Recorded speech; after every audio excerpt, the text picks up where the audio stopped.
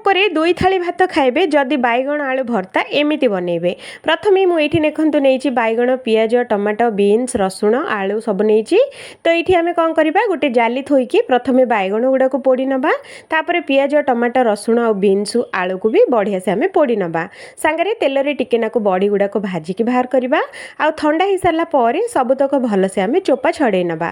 पानी टिके नाको देइकी भल से आको धोई नबा नहेले चटणीटा पूरा कला पड़ी जिवो। तो ये बड़ी गुड़ा को कौन करवा एमती ग्लास रे देकी टिके नाकु गुंड करवा। पैन बसैकी तेल जीरा कंचा लंका पियाज भृसुंगा पत्र टिके नाकु भाजी नबा। लुण हलदी चाट मसला देकी एठी टिके नाकु भाजी नबा।